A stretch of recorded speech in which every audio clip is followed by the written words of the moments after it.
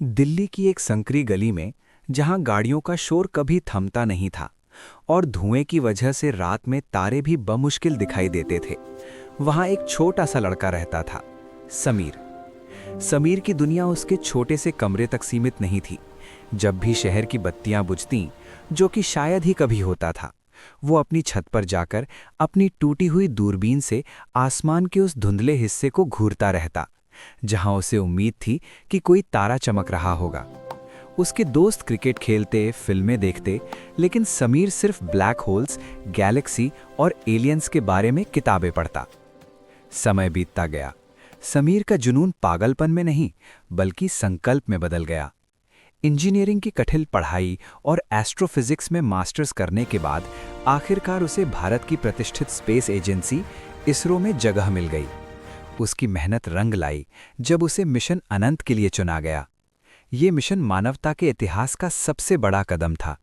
पृथ्वी से 20 प्रकाश वर्ष दूर ग्लीज 581 नामक ग्रह पर जाना, जहां जीवन की संभावना थी।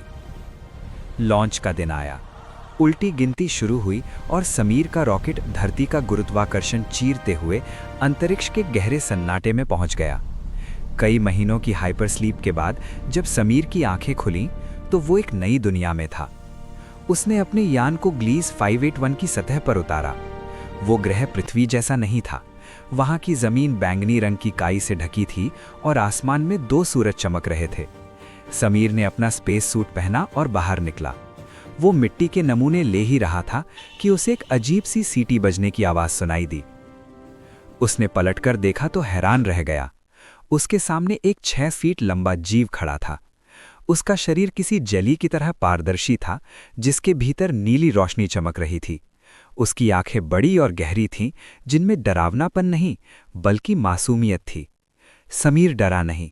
उसने धीरे से अपना हाथ आगे बढ़ाया, जैसा उसने फिल्मों में देखा था। वो एलियन थोड़ा पीछे हटा, फिर उसने भी अपना एक तंतुनुमा हाथ आगे बढ़ाया। उसने समीर के हेलमेट पर अपनी उंगली रखी। अचानक समीर के दिमाग में एक तेज झंझनाहट हुई। वो एलियन बोल नहीं रहा था, लेकिन समीर उसके विचारों को सुन सकता था। उस एलियन का नाम ओरायन था, या कम से कम समीर के दिमाग ने उस ध्वनि का यही अनुवाद किया। ओरायन ने समीर को बताया कि वे लोग ऊर्जा से जीवित रहते हैं और वे पृथ्वी को बहुत समय से देख रहे हैं। भाषा की कोई दीवार नहीं थी। समीर ने उसे पृथ्वी की तस्वीरें दिखाईं, समुद्र, पहाड़ और अपने शहर की भीड़। ओरायन ने उसे अपने ग्रह के तैरते हुए पत्थर और जादुई झरने दिखाए। 2 अलग-अलग सभ्यताओं के बीच उस वीरान ग्रह पर एक गहरी दोस्ती हो गई। ओरायन ने समीर की टूटी हुई ऑक्सीजन प्रणाली को ठीक करने में मदद की, जिसे समीर समझ भी नहीं पा रहा था। बदले में समीर ने उसे एक रूबिक्स क्यूब उपहार में दिया, जिसे देखकर ओरायन बहुत खुश हुआ। Bye bye. वापसी का समय आ गया था। ईंधन सीमित था। विदाई के समय ओरायन ने समीर को एक छोटा सा चमकता हुआ पत्थर दिया, जो कभी बुझता नहीं था। ये उनकी दोस्ती की निशानी थी। समीर ने भारी मन से उसे विदा कहा। जब समीर पृथ्वी पर लौटा, तो वो पुराना समीर नहीं था, जो शहर के शोर में खोया रहता था। वो अब दुनिया का सबसे मशहूर वैज्ञानिक था। लेकिन भीड़ और तालियों की गड़गड़ाहट के बीच जब भी वो रात में आसमान की ओर देखता, तो उसे पता था कि अरबों मील दूर कोई है जो उस वक्त भी शायद रूबिक्स क्यूब को सुलझाते हुए अपने दोस्त को याद कर रहा होगा।